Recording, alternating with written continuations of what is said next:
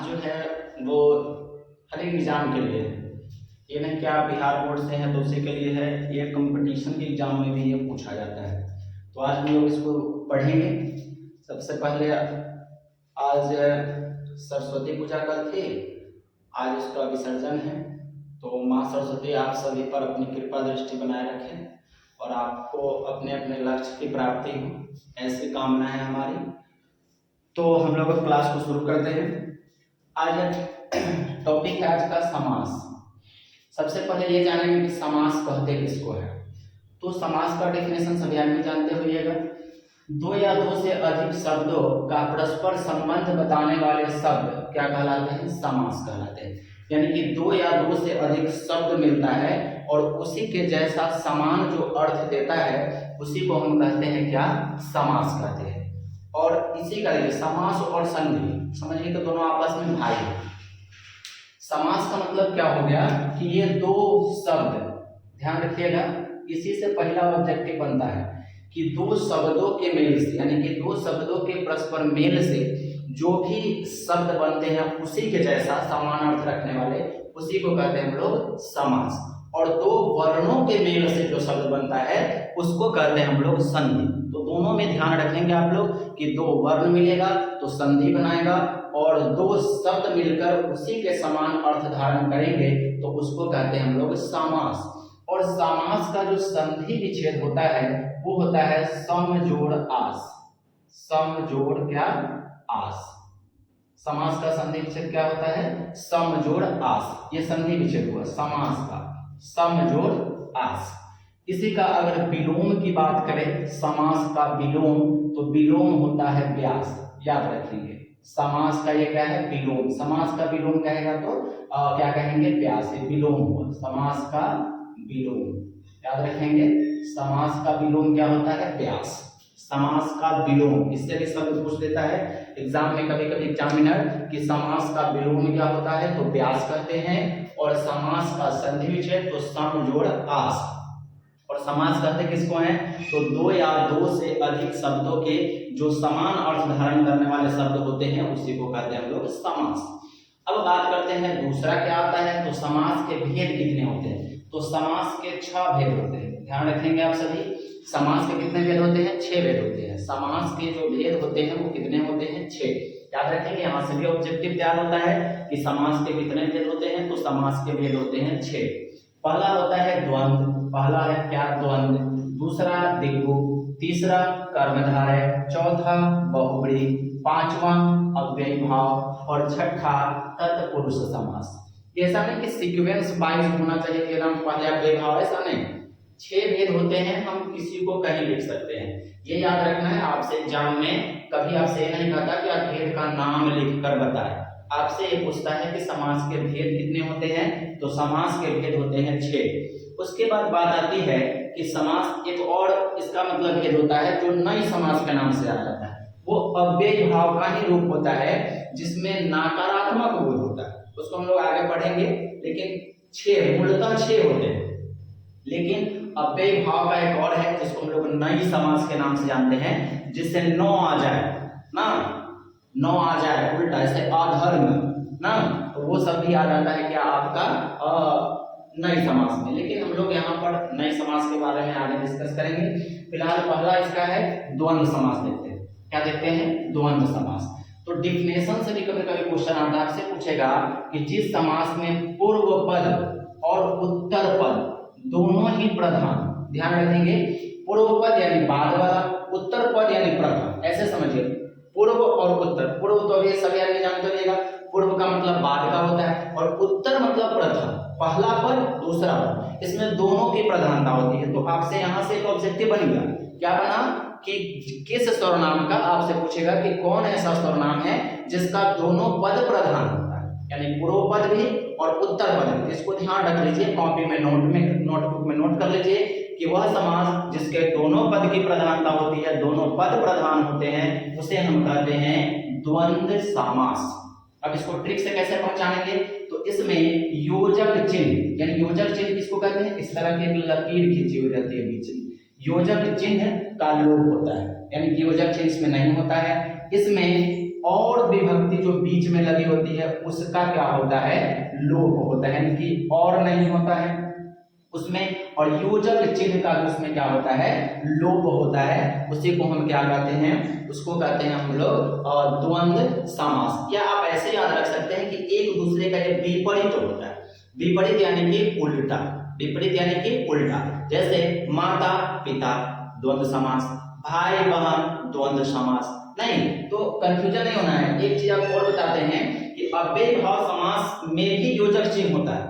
ऐसा नहीं कि सब में योजक चिन्ह लगा है, तो उसमें वही शब्द का रिपीटेशन होता है। जैसे पहले एग्जांपल देखिए, माता पिता, देखिए माता उल्टा में आता है पिता, नहीं विलोम शब्द हो गया, इसमें योजक चिन्ह लगा है, यानी कि इसको हम लिख कैसे सकते हैं, माता और पिता, तो इसका इसमें क्या हो गया, लोप हो गया, यानी माता और पिता कौन सा समास है, द्वंद्व समास। दूसरा भाई बहन, भाई और बहन, तो भाई का उल्टा बहन, तो इसका ये क्या हो गया, विलोम हो गया, तो भाई और बहन कौन सा समास हो गया, द्वंद्व समास। पाप पुण्य, पाप और पुण्य, नहीं तो आपके एग्जाम में क्या लिखा रहेगा, पाप पुण्य, या पाप और पुण्य भी लिखा रहेगा, तो आप बना सकते हैं कि एक दूसरे का ये विलोम होता है। और देखिए दोनों शब्द की प्रधानता है, भाई बहन दोनों शब्द प्रधान है, भाई है तो बहन, माता पिता, तो इसमें दोनों पद की प्रधानता होती है, उसी को कहते हैं हम लोग द्वंद्व समास। अब थोड़ा सा आप ध्यान देंगे, जैसे हम लिखे रात रात, तो इसमें भी आप कहिएगा कि यहाँ पर योजक चिन्ह लगा है, तो एक ही शब्द का रिपीटेशन है, तो जब एक ही शब्द का रिपीटेशन हो तो वो चला जाता है अव्ययी भाव समास। जैसे रात रात, धीरे धीरे, लिखते आपको धीरे धीरे, ये एक ही शब्द है, बीच में योजक चिन्ह लगा है लेकिन ये एक ही शब्द है, इसीलिए एक ही शब्द का जब रिपीटेशन हो तो उसको हम लोग कहते हैं अव्ययी भाव समास। और एक शब्द का रिपीटेशन न हो, उल्टा हो, माता पिता, आना जाना, खाना पीना, भाई बहन, हार जीत, नहीं तो ये सब जो होता है वो होता है द्वंद्व समास। क्लियर हुआ? तो द्वंद्व समास क्या होता है, तो द्वंद्व समास में पूर्व पद प्रधान होता है, उत्तर पद भी प्रधान होता है, इसमें योजक चिन्ह का लोप होता है और विभक्ति का लोप होता है, नहीं और एक और आप याद रखेंगे कि ये एक दूसरे का विलोम होता है, विलोम यानी कि उल्टा होता है, उसी को हम कहते हैं द्वंद्व समास। और ये ध्यान रखेंगे कि अगर एक ही शब्द का रिपीटेशन है तो उसको कहेंगे हम अव्ययी भाव समास। आई होप कि आप सभी को समझ आता होगा, ठीक है। अगला देखना है दूसरा दिग्गु समास। दिग्गु समास क्या होता है, इसमें भी पहले हम लोग इसका क्या कहेंगे, डिफिनेशन समझेंगे। जिस समास में पूर्व पद संख्यावाचक हो उसे हम क्या कहते हैं, दिग्गु समास कहते हैं। पूर्व पद क्या हो, संख्यावाचक हो, उसे हम कहते हैं क्या, दिग्गु समास। जिस समास में संख्या की प्रधानता, याद रखने की, जिसमें भी संख्या आ जाए, याद का तरीका है कि दिग्गु समास में संख्या की प्रधानता होती है, यानी जिस समास में संख्या आ जाए उसे को हम कहते हैं क्या, दिग्गु समास। अब इसको एग्जांपल समझेंगे, जैसे नौ रत्न, यानी नौ रत्नों का क्या, समूह, नौ रत्नों का क्या हुआ, समूह ना, यानी कि इसमें जो है आपका पूर्व पद क्या हो गया, आपका संख्यावाची हो गया, नौ रत्न यानी नौ रत्नों का समूह। दूसरा है त्रिभुवन, त्रिभुवन तीन भुवनों का समूह, तीन भुवनों का समूह, तो देखिए नाम त्रिभुवन संख्या का बोध करा रहा है। सप्तद्वीप यानी सात द्वीपों का समूह, सप्तद्वीप यानी सात द्वीपों का समूह। दूसरा है आपका शताब्दी, 100 वर्षों का क्या, समूह, 100 वर्षों का समूह। पंचवटी, 5 वटों का समूह, पंचवटी हो गया, 9 ग्रह हो गया ना, 9 रत्न हो गया, जो लिखा नहीं हुआ है। तो ऐसा समास जिसमें संख्या लगा हो, बस आपको ध्यान रखना है क्या लगा हो, संख्या लगा हो जिसमें, उसे हम कहते हैं कौन सा, उसे कहते हैं हम लोग दिग्गु समास। जैसे शताब्दी हो गया, 27 हो गया, आपको उसके बाद सप्ताह भी कह सकते हैं, क्योंकि सप्ताह का मतलब 7 दिनों का समूह ना, तो मासिक महीना भी कह सकते हैं, 30 दिनों का समूह होता है, नहीं नौ चौराहा कह सकते हैं, 4 राहों का समूह होता है, त्रिभुज कह सकते हैं, चतुर्भुज होता है, ये सब कौन सा समास होता है? ये सब होता है आपका द्विगु समास, यानी कि जिस समास में पूर्व पद संख्यावाची हो उसे हम कौन सा समास कहते हैं? द्विगु समास। अब आपको याद हो गया होगा, नवरात्र कौन सा समास? द्विगु समास। त्रिभुवन कौन सा समास? द्विगु समास। सप्तद्वीप कौन सा समास? द्विगु समास। शताब्दी कौन सा समास? द्विगु समास। पंचवटी कौन सा समास? द्विगु समास। चौराहा कौन सा समास? द्विगु समास ना। नवग्रह कौन सा समास? द्विगु समास। सप्ताह कौन सा समास? द्विगु समास। महीना कौन सा समास? द्विगु समास। यानी इसमें संख्यावाची उसे हम कहते हैं द्विगु समास। ठीक है, अब आते हैं हम लोग कर्मधारय। कर्मधारय की बात करते हैं। कर्मधारय में होता है जिस समास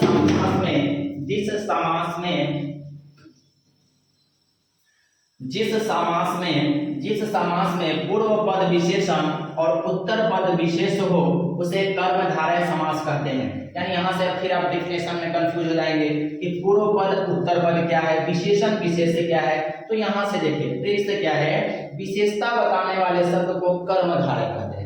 अब कर्मधारय विशेषण विशेष की बात है तो यहाँ पर एक एग्जाम्पल लिखा हुआ है काली मिर्च। ध्यान देंगे, लिखा हुआ है काली मिर्च। तो इसका जो अलग अलग तोरण है, जैसे कि आप देखो उसको अलग तोड़िए, काली मिर्च, काली है जो मिर्च। अब है कि विशेषण पढ़े हैं, विशेषण उसको कहते हैं जिसकी विशेषता बताता है। जो शब्द किसी की विशेषता बताए उसे विशेषण कहते हैं, और जिसकी विशेषता बताई जाए उसे विशेष कहते हैं। फिर से समझे, अगर जिस शब्द द्वारा किसी की विशेषता बताई जाए उसको विशेषण कहते हैं, और जिसकी विशेषता बताई जाए उसको विशेष कहते हैं। तो यहाँ देखेंगे काली है जो मिर्च, तो यहाँ पर जो ये काली है, ये काली क्या हो गया? विशेषण हो गया। ये मिर्च क्या हो गया? तो ये मिर्च विशेष हो गया, क्योंकि मिर्च की विशेषता बताई जा रही है कि जो मिर्च है वो काली है। समझ आया कैसे? फिर देखिए काली मिर्च यानी काली है जो मिर्च, यानी कि मिर्च के बारे में बताया जा रहा है क्या? कि वो काली है। तो मिर्च क्या हुआ? विशेष हुआ। कभी कभी एग्जाम में ये भी पूछ देता है कि ऐसे दे देगा काली है जो मिर्च, इसमें मिर्च क्या है, तब वहां कहेंगे कि ये विशेष है। तो कॉपी में एक बात नोट कर लीजिए कि जिसकी विशेषता बताई जाए उसे विशेष कहते हैं, जिसकी विशेषता बताई जाए उसे विशेष कहते हैं, और जिसके द्वारा इसकी विशेषता बताई जाए उसे विशेषण कहते हैं। ठीक है। दूसरा नील कमल, नीला है जो कमल, यानी नीला कमल।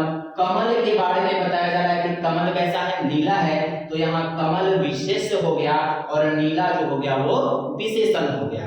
दूसरा है चंद्रमुख, चंद्र के समान मुख, चंद्र के समान मुख। यहाँ तुलना किया जाता है, उपमा उपमेय मान हो गया, उपमा उपमेय, यानी यहाँ मुख की तुलना किससे कर दिया गया? चंद्र से। तो इसमें दो बात होती है, विशेषण विशेष से भी होता है, उपमा उपमेय होता है, उपमान उपमेय जिसको कहते हैं, नहीं जिससे उपमा दी जाए। तो यहाँ चंद्रमुख यानी मुख की तुलना चंद्र से की जा रही है। दूसरा है पीतांबर, पीत यानी कि पीला है जो अंबर। तो यहाँ थोड़ा सा ध्यान देंगे कि ये वाला जो समास है ये कभी कभी बहुव्रीहि भी हो जाता है। कैसे होता है? तो वहां पर अकॉर्डिंग टू ऑप्शन की बात करेंगे, लेकिन ज्यादातर केस में आपको इसको कर्मधारय ही समास कहा जाता है, क्योंकि पीतांबर पीला है जो अंबर, और अगर इसी में कहें हम पीला है जो अंबर यानी कि जिसका पीला वस्त्र धारण करने वाला, तो विष्णु जी होते हैं। तो जैसे ही इसमें पीतांबर की बात करें तो पीला है जो अंबर ना, तो अंबर के बारे में कहा जा रहा है तो वो हो जाएगा आपका क्या? कर्मधारय। लेकिन अगर इससे विष्णु जी की बात की जाएगी तो उस समय ये होता है बहुव्रीहि। लेकिन अधिकतर क्वेश्चन में अधिकतर जगह देखा गया है कि पीतांबर को किसके अंतर्गत रखा गया है? कर्मधारय। तो पीतांबर को हम लोग किसके अंतर्गत जानेंगे? कर्मधारय। ठीक है। आगे है और भी कुछ एग्जाम्पल आपको बताया। महात्मा, महान है जो आत्मा। विद्याधन, विद्या रूपी धन। उसके बाद है घनश्याम, घन के समान श्याम। कनक लता, कनक के समान लता। और नीलकंठ, अब इसमें भी आप देखिए नीलकंठ किसको कहा जाता है? शंकर जी को।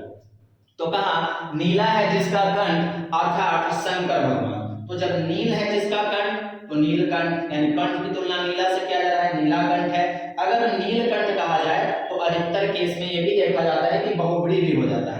तो वहां आप लोग कंफ्यूज नहीं होंगे, अकॉर्डिंग टू ऑप्शन चलेंगे, लेकिन ज्यादातर केस में कौन सा सही होता है? कर्मधारय। तो नीलकंठ भी आ जाता है इसमें कर्मधारय में। तो समझ आया होगा कर्मधारय क्या होता है, जिसमें पूर्व पद विशेषण और उत्तर पद विशेष से होता है, उसे हम कहते हैं क्या, विशेषण। काली है जो मिर्च ना, यानी कि मिर्च की तुलना किससे की जा रही है, मिर्च की तुलना किससे की जा रही है, तो काले रंग से की जा रही है।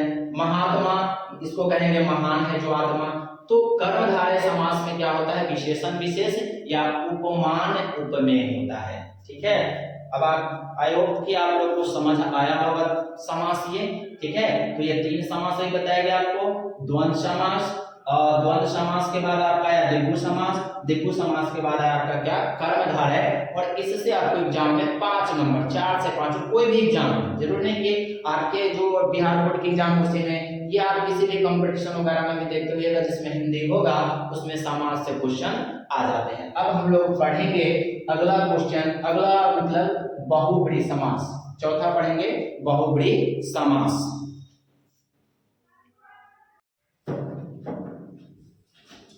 तो अब हम लोग बहुब्रीहि समास देखेंगे। 3 समास देख लिए थे, द्वंद्व, द्विगु, कर्मधारय, बहुब्रीहि। बहुब्रीहि समास क्या होता है कि जिस समास में दोनों पद के माध्यम से, ध्यान दीजिएगा, पहले तो डिफिनेशन से ही एक आपका तैयार हो जाएगा ऑब्जेक्टिव, जिस समास में दोनों पद के माध्यम से एक विशेष यानी कि तीसरे अर्थ का बोध होता है। यानी जैसे ही आप दो को ज्वाइन करते हैं, दो शब्द को, तो आपके दिमाग में एक तीसरे की छवि बनती है, उसी को हम कहते हैं बहुब्रीहि समास। एग्जाम्पल से देखेंगे, दशानन, जैसे ही आपको कोई दशानन कहता है, आपके दिमाग में 10 सिर वाले रावण की छवि आ जाती है। यानी दशानन 10 मुख है जिसके अर्थात क्या, रावण। तो जैसे ही दशानन की बात करेंगे तो यहाँ आप कहिएगा कि सर दशानन है, तो इससे पहले आप बताए थे कि संख्यावाची द्विगु वाला, तो यहाँ पर आपको बताएंगे फिर कि 10 मुख। जैसे ही आप 10 कहें मुख, तो आपके मन में, दिमाग में छवि किसकी बनी, तो वो बनी रावण की। इसीलिए दशानन को किसके अंतर्गत रखा गया है, बहुब्रीहि के अंतर्गत। तो दशानन कौन सा समास है, बहुब्रीहि। दूसरा देखेंगे नीलकंठ, नीला कंठ है जिनका, अर्थात शिव जी, शंकर भगवान को। जैसे कोई कहे नीलकंठ, तो नीलकंठ के नाम सुनते ही आपके दिमाग में आ जाता है कि अच्छा शंकर जी, शंकर भगवान की छवि आ जाती है। तो नीलकंठ कौन सा समास है, तो आपका बहुब्रीहि है। उसका है, उसके बाद है लंबोदर। जैसे ही कहा जाता है लंबोदर, आपके दिमाग में गणेश जी की छवि छप जाती है। तो लंबोदर कौन सा समास है, तो वो है आपका बहुब्रीहि। लंबोदर यानी कि गणेश जी को कहा जाता है, लंबा उदर है जिनका।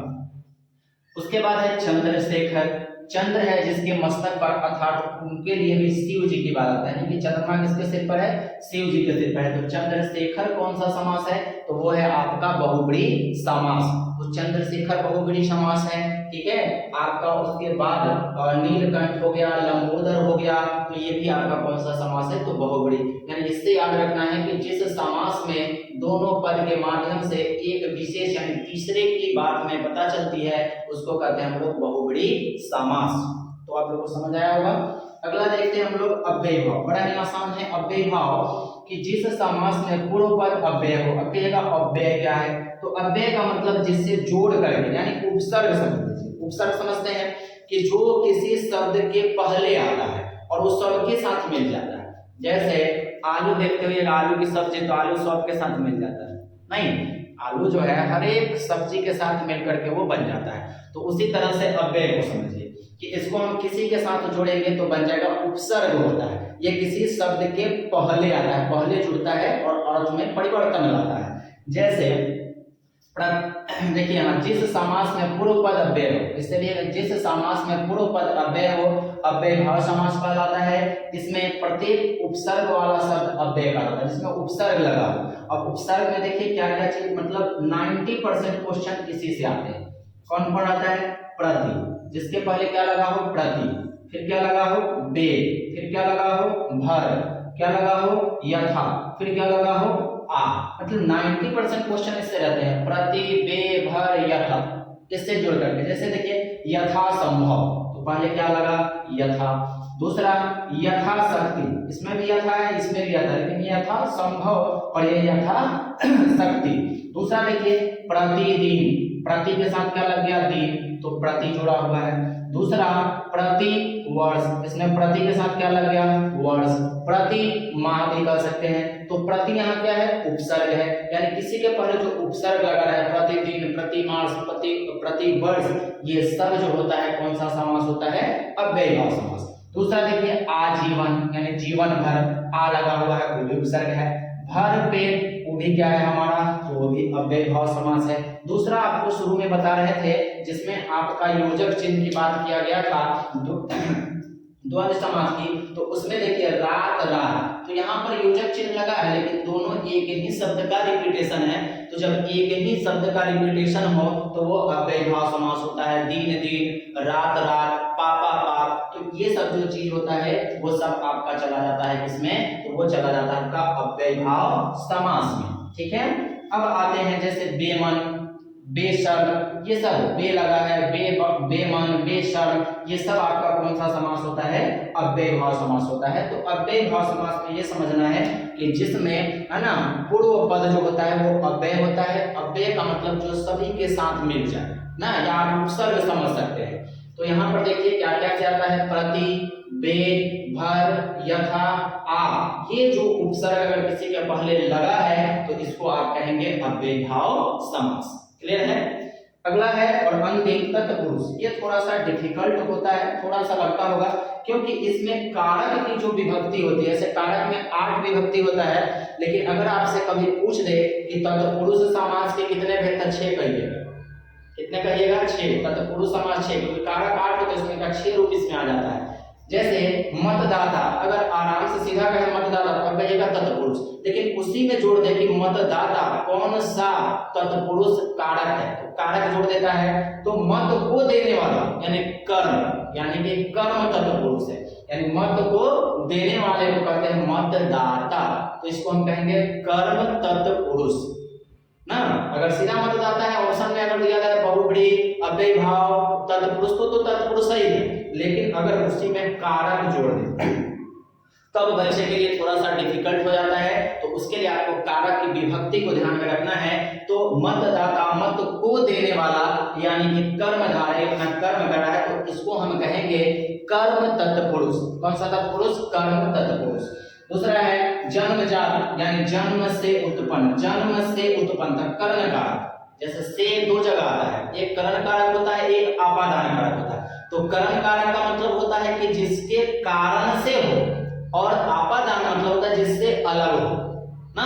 आपादान का मतलब अलग होता है, और जैसे मैं कलम से लिखता हूं, मैं कलम से लिखता हूं, तो कलम से यानी लिखने का कारण कलम वाला, तो यहाँ पर भी से है, लेकिन ये से जो है वो आपका करण में आएगा। लेकिन हम कहें कि हम स्कूल से वापस आते हैं, यानी हम स्कूल से अलग हो रहे हैं, वह पेड़ से गिर पड़ा, यानी वह पेड़ से अलग हो गया, तो यहाँ जो से है वो आपादान हो गया, और पहले वाले में जो से बोले हैं वो कारण बना ना। मैं चाकू से फल काटता हूं, तो चाकू से फल काटने का चाकू से, तो चाकू से क्या हुआ, कर्ण कारक नहीं, समझ गए होंगे। तो कर्ण कारक यहाँ जन्मजात यानी जन्म से उत्पन्न, तो ये कर्ण कारक। गुणहीन, गुणों से हीन, यानी वो गुण है उसके पास गुण नहीं है, ये भी कर्ण में आएगा।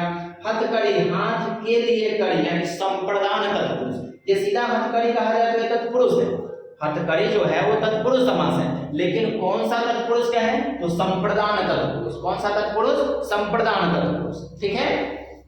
अगला है धनहीन, यानी धन से हीन, उसके पास धन नहीं है, धन से अलग है वो, तो ये आपका आपादान में चला जाएगा। सत्याग्रह, सत्य के लिए आग्रह, तो सत्याग्रह ये सब तत्पुरुष समास है, लेकिन कौन सा तत्पुरुष अगर पूछेगा तो आप उसको कोशिश करेंगे अलग अलग करने का, विग्रह करने की कोशिश करेंगे, उसको तोड़ने की कोशिश करेंगे, तब जाके आप उसका जवाब देंगे। तो सत्याग्रह, सत्य के लिए आग्रह यानी कि संप्रदान। प्रेम सागर है, उसके बाद घुड़सवार यानी कि घोड़े पर सवार, तो में और पर संप्रदान, ये अधिकरण कारक होता है। में और पर कौन सा कारक होता है, संप्रदान, सॉरी अधिकरण कारक होता है। तो घुड़सवार, घुड़सवार, घोड़े पर सवार, तो घोड़े पर सवार तो तत्पुरुष है, इसमें कहीं कोई मतलब दो मत नहीं तत्पुरुष, लेकिन अगर कभी डिफिकल्ट करना हो एग्जामिनर को तो उसमें वो कारक जोड़ देता है, तो उस स्थिति में आपको घबराना नहीं, कि नहीं आया, सब नहीं बताए, तो यहाँ हम बता दे रहे हैं। आप कारक की 6 विभक्ति को वहां पे पढ़ लेना है। तो घुड़सवार यानी घोड़े पर, आप तोड़ने की कोशिश कीजिए कि घुड़सवार, अच्छा घोड़े पर सवार, तो घोड़े पर सवार, तो में और पर याद रखेंगे, में और पर वो होता है संप्रत्य, सॉरी अधिकरण, क्या होता है अधिकरण, तो ये होगा आपका अधिकरण तत्पुरुष। आप बीती, आप पर बीती यानी अपने पर बीती, तो फिर पर आ गया, तो ये आपका क्या हो गया, ये अधिकरण हो गया।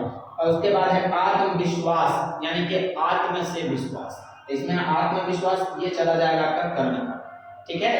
तो यहाँ पर ये ध्यान रखना है आपको कि मतदाता, गुणहीन, धनहीन, प्रेम सागर, घुड़सवार, आप बीती, आत्मविश्वास, जन्मजात, हथकड़ी, सत्याग्रह, ये सब कौन सा समास है, तो ये सब जो है वो तत्पुरुष समास है।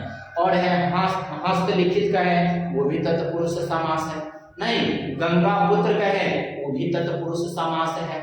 नहीं, राजा का पुत्र, राजपुत्र का है, वो भी है। राजकुमार, वो भी है। नहीं, वो सब कौन सा समास है। ऐसे कभी कभी गंगा पुत्र जो होता है तो भीष्म कहा जाता है, गंगा का पुत्र, वो भीष्म जी को कहा जाता है। भीष्म को जो महाभारत के थे भीष्म, तो उसके लिए वो बहुब्री में चला जाता है कभी कभी। लेकिन अगर तोड़ के देखा जाए गंगा पुत्र, तो वो तत्पुरुष समास है। लेकिन कोई कोई अपवाद बात समझते हैं, अपवाद में कोई कोई ऐसा हो जाता है, तो गंगा पुत्र जो होता है उससे हमको भीष्म की याद आ जाती है, तो वो आपका बहुब्री समास में भी चला जाता है, ठीक है। तो आज का क्लास यहीं तक रहेगा समास, और इस समास को आप एक बार 2 बार देखें, मतलब 5 नंबर आपके निश्चित बनेंगे इससे, जो बताएं उससे। इसको एक बार 2 बार देखें, उसके बाद आप इसको ग्रामर के बुक से मिलाएं और इसको एक बार समझ लें, ट्रिक से समझ लें, आपको 5 नंबर ये दिलाएगा समास, ठीक है।